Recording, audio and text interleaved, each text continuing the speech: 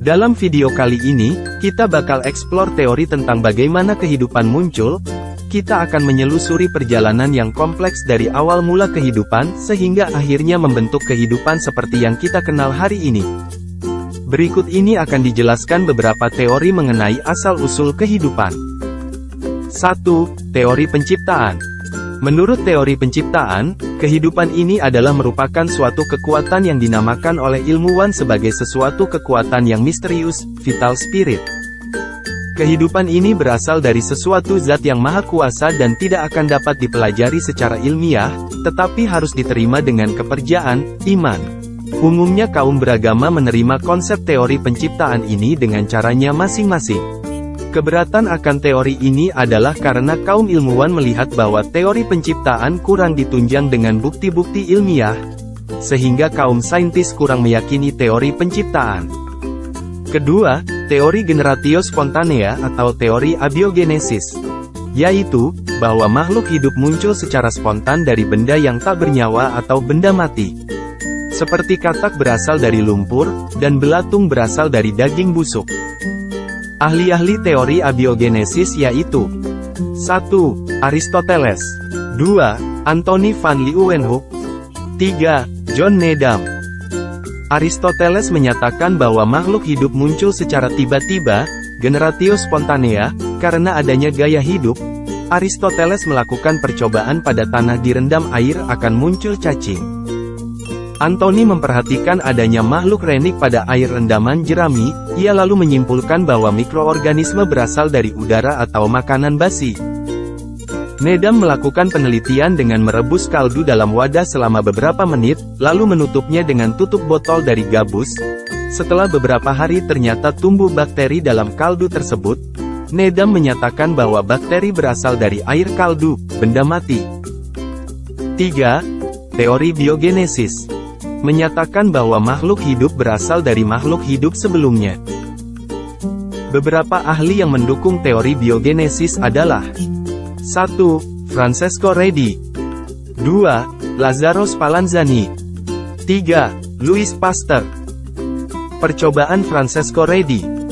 Percobaannya menggunakan 2 botol dan memasukkan sepotong daging pada masing-masing botol. Botol pertama dibuka dan botol kedua tertutup. Hasil pengamatan selama percobaan menunjukkan pada awalnya botol pertama dimasuki oleh lalat dan kemudian muncul ulat, sedangkan pada botol kedua tidak ditemukan. Dari hasil eksperimen itu Redi berkesimpulan bahwa ulat yang timbul pada botol terbuka, botol pertama, disebabkan karena masuknya lalat dan bertelur selanjutnya menetas menjadi ulat, yang terkenal dengan semboyan, Omne ovum ex vivo. Percobaan Lazzaro Spallanzani. Eksperimennya menggunakan tabung reaksi dan air kaldu yang dididihkan dan sebagian terbuka dan sebagian lagi tertutup dengan rapat. Dari hasil eksperimen terbukti bahwa pada tabung yang terbuka kaldu berubah warna karena muncul kehidupan mikroorganisme sedangkan pada tabung yang tertutup tidak muncul kehidupan. Dari hasil eksperimen itu Spallanzani berkesimpulan bahwa kehidupan mikroorganisme itu muncul dari telur, spora, yang terkenal dengan semboyan, Omne vivum ex ovo. Percobaan Louis Pasteur.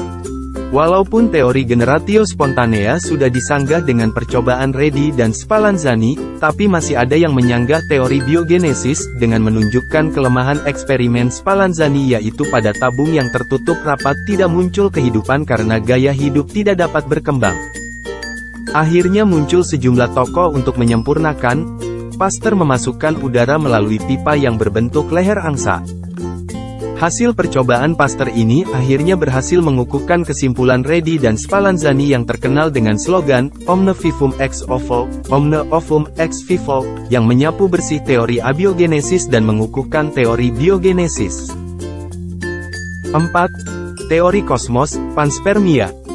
Teori kosmos, panspermia, ini dikemukakan sebelumnya oleh Anne Hermis yang menyatakan bahwa spora-spora kehidupan bersama-sama dengan partikel debu alam disebarkan dari suatu tempat ke tempat lain di bawah pengaruh sinar matahari.